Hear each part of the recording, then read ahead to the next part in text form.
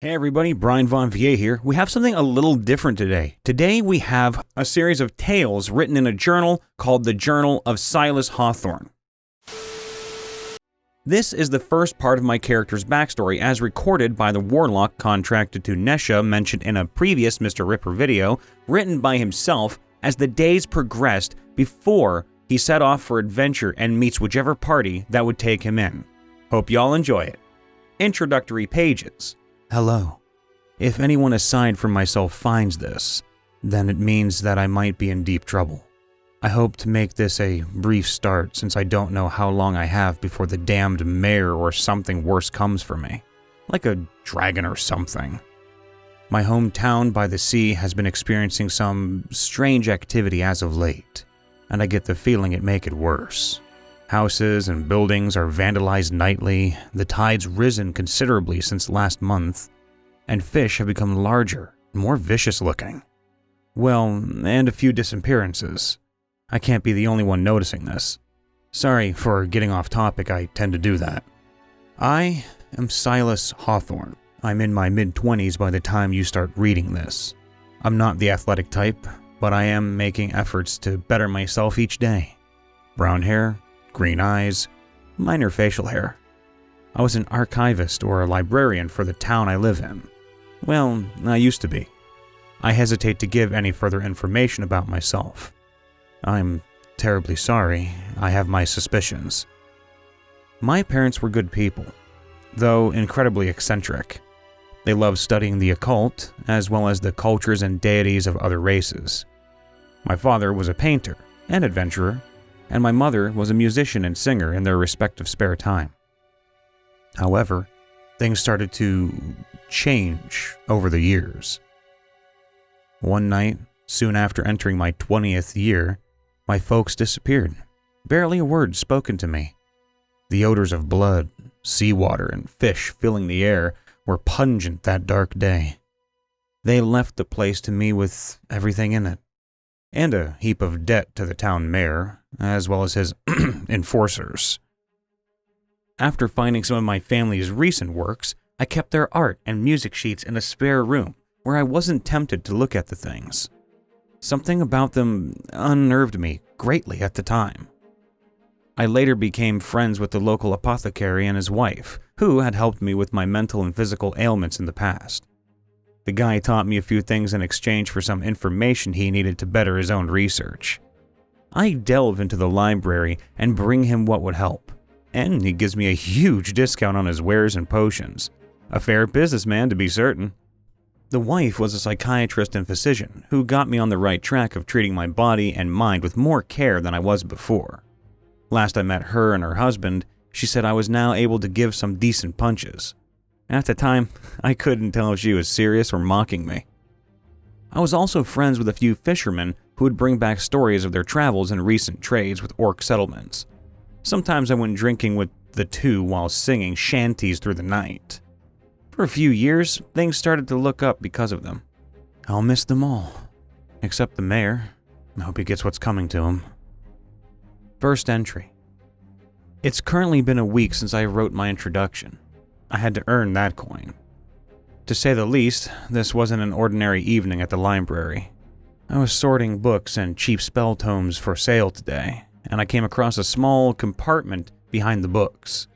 It was as close to the floor as possible. I grabbed a candle lamp and placed it close by to grant myself some visibility. I made sure no one was around as I made room for my hands and began to investigate.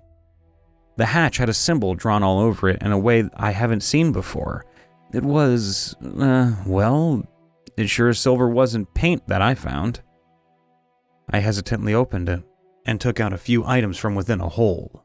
A tome, an ornate dagger, and a slip of paper with a list of names, two of which were smudged out heavily, which raised more questions. I had little time to think as footsteps could be heard approaching me, so I closed the latch and hid it behind the books. The items went in my bag, and I returned to organizing shelves. I'd asked them about the book, but they would grow frantic after mentioning what I had discovered. With new findings in tow, I bid the nice people farewell for the evening and set off for home.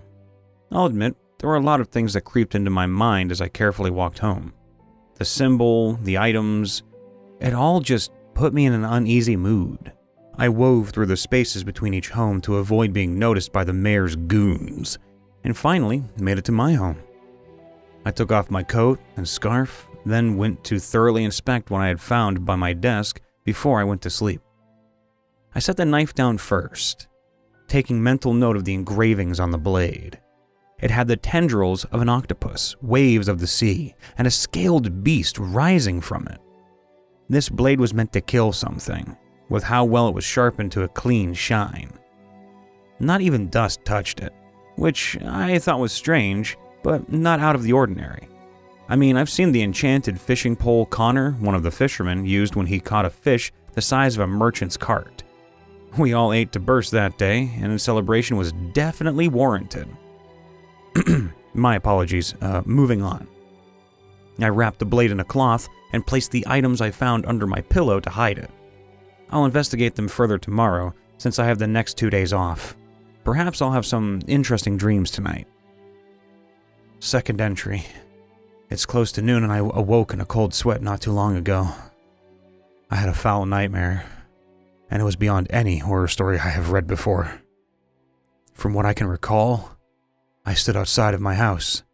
The town square was inhabited by robed beings, clad in decorum made from bones and leather.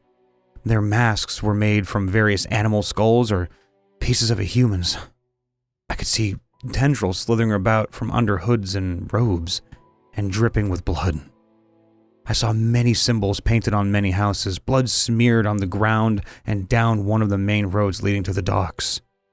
I saw my house in particular etched with more of these icons all over, and carved inside and out after careful inspection. The entities then all looked in my direction and collectively extended an arm towards the sea, which prompted me to gaze upon the now pitch-black waters. I couldn't say anything, scream, or ask them what this meant. Yet I knew in the back of my mind something was waiting for me, and these people knew it. After writing that down, I decided to check on the items under my bed and place the wrapped dagger next to me. The book was next to be inspected. I carefully opened it to find the first page to be a table of contents. As I read each word, something in my mind felt unsettling, as if I wasn't supposed to. You know? I couldn't read any further than a few pages, especially not after witnessing that terrible scene last night. It still burned into my mind. I went to sleep after taking care of the house. A good cleaning made me feel somewhat better. I did not sleep with those items under my pillow this time. Third entry. Today, I headed into town and paid off part of my debt to the mayor, then visited the apothecary to see about getting some herbs for the week. I had a good amount of coins left and knew I'd need to stock up. We greeted each other when I got there and did our business as usual. I noticed he and his wife were storing various jars and ingredients into boxes. I asked him what they were doing, and the answer made my heart sink. They were leaving the town, and hoped I would be wise enough to do the same. I would ask why, but I knew the answer.